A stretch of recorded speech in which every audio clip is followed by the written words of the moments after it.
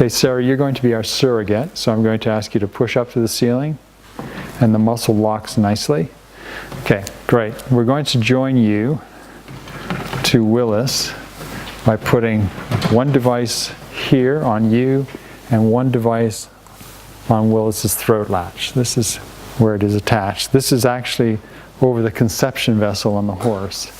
Right now, it means that Willis and Sarah are joined together, and her muscle test is very, very good.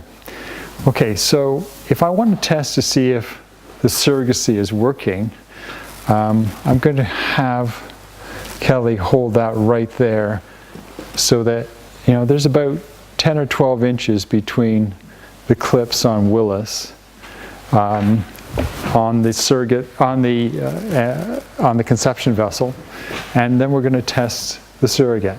Resist, and the surrogate goes weak.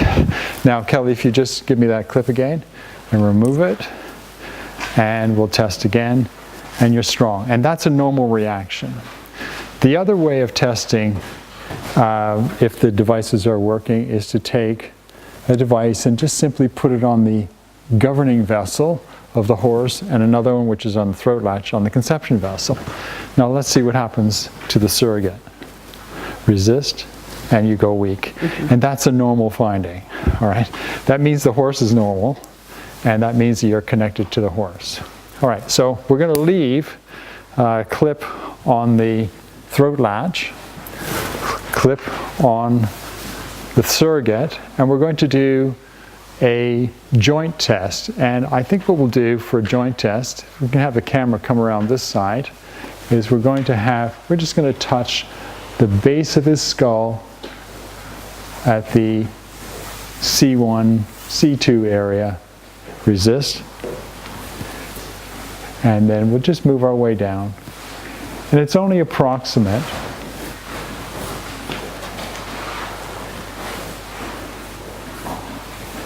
Okay, I'm noticing you're going weak there. Mm-hmm. So I'll move up a little bit, and I'm going to move down a little bit.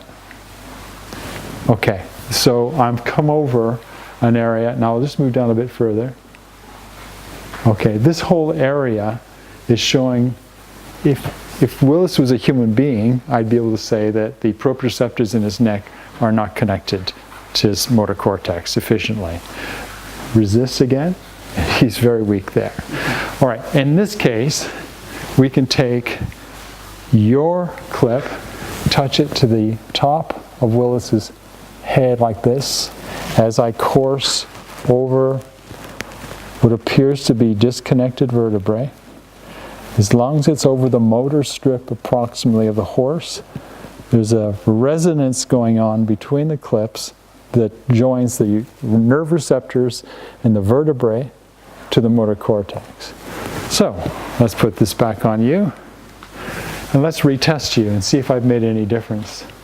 We'll start here again, and we'll move to here, and you're still strong. And there we go. Everything is reconnected. And so that's how you do a basic assessment of whether or not the nerve receptors in the joint of the horse is working properly. And you can do that throughout the entire body to determine where they may have a restricted joint. So we could check knees, ankles, hocks, stifle. Absolutely. You can check all of those joints, all the peripheral joints and all the spinal joints, all right? Okay. So very quickly, that's just a demonstration how to do it. Now, if I wanted to see if Willis had a muscle issue, we need to take the vet wrap, put it over this strap, and put another clip almost between his eyes, okay?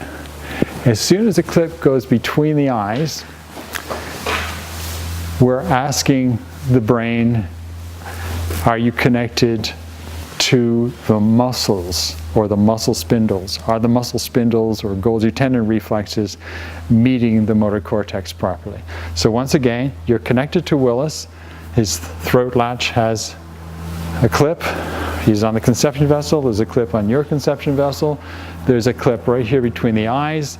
And now I can take a fourth clip and just test his muscles to see if he has any muscle spindle fibers not firing.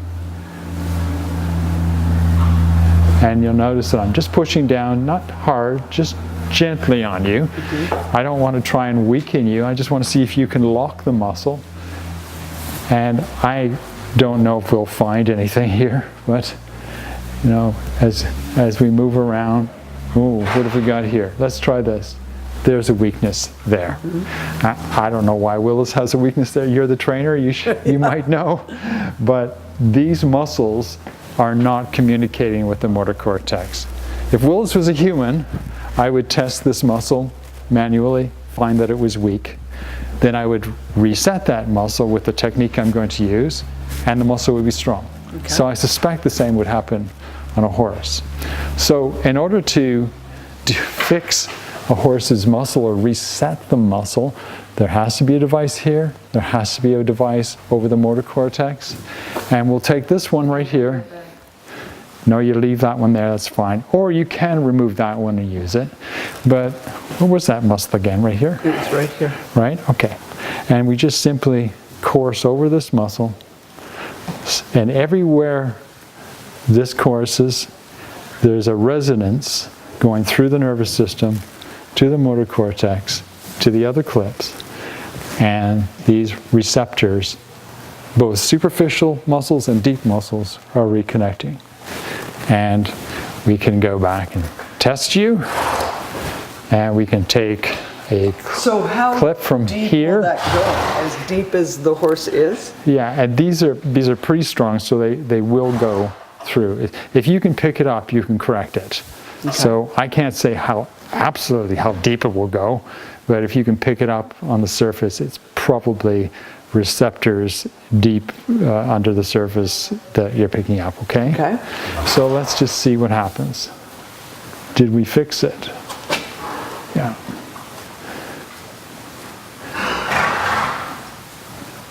I can't find any weakness on you now. Now what we don't know is how many layers deep it goes. I suspect it was these superficial muscles we're picking up.